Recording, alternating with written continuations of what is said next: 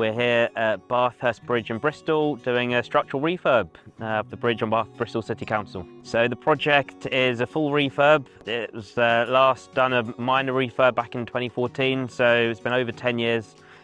We are stripping the concrete off the deck, a full blast and repaint of the steelwork, and then a new system, waterproofing system on top, as well as any structural steel repairs as well to the steel structure itself. The bridge was built in 1906. It's a swing bridge. It no longer swings. I believe it last swung back in the 1940s.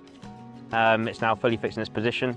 Connected the new cut, River Avon, which is behind me, the other side of the bridge, to the basin behind us, Bathurst Basin, allowing boats to go between the two of them. The condition of the structure is a great challenge. You don't know until you start stripping back the paint, the level of corrosion you've got, the repairs that are required. Some of the repairs on the deck, we blasted the original paint system away and you can see straight through into the river below. So we've had to obviously encapsulate that fully, make sure nothing ends up in the river itself, but that deck is in such a poor condition, we don't know the level of repairs that are required until we start a fixed as you find basis, working out what sort of pragmatic approach, with their buy-in and working with their designers as well.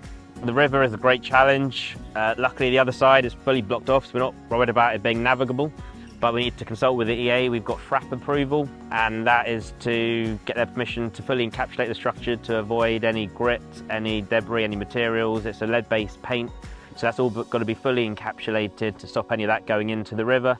The plastic membrane that gets shrunk to form a fully sealed structure to stop any of that debris entering the river itself.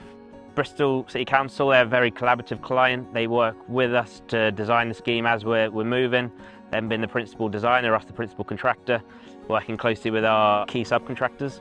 And the approach generally is we develop the scheme as we're going. We've got a cost that we work towards, a budget estimate, and then we use that to develop the certain packages as we're going, as we're uncovering more repairs, more issues with the bridge. We then review them together with the council and determine the best, most sort of pragmatic approach to proceed with developing a design solution.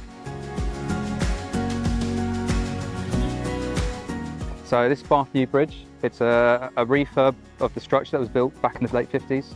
It's never had any work done to it, so it's a bit of an ageing structure. So we started off with a couple of phases up the top, either side of the bridge. We've removed the footpath, we've put new waterproofing down, because it never had any in the first place.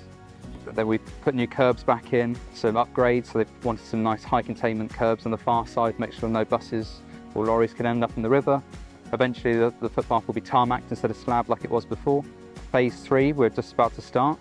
We're going underneath the bridge, doing all full suite of repairs underneath, and then adding anti-carbonation coatings to stop any further corrosion. Underneath it's post-tension beams, which aren't on the underside in too bad condition. It's on the sides of the bridge, we've seen quite a bit of cracking. I think that's mainly due to low cover and simply the age of the structure. Carbon dioxide has got into the structure and allowed corrosion to happen on those nearest bars.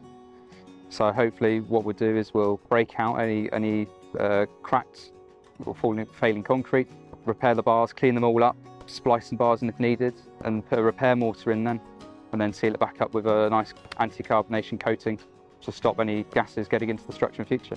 When you guys came on board, we had this conversation about what we need to do, and your collaborative way of working, engaged with me on the early stage, looked at the issues, identified how we can progress with the work, and that's how we started the delivery.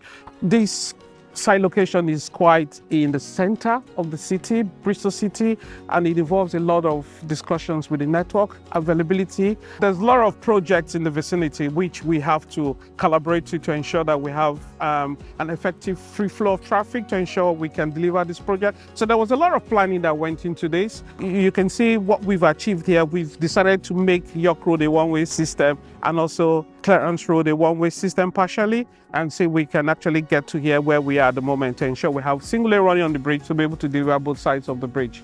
Working with Bristol is very collaborative. We have fortnightly meetings with them to make sure that we are going down the right path, that we're going for the right solution, we're showing good value for money.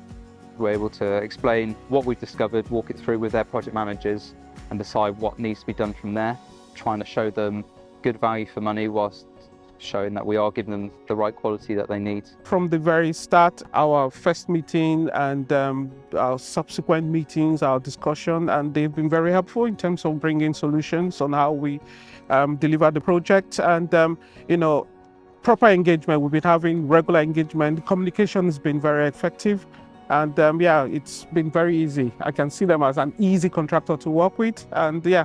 This project is on the Bristol City Structures Framework, which we've been on for about 4 years now. It's a great project for us, and yeah, we're looking forward to many other schemes that we're working with them on.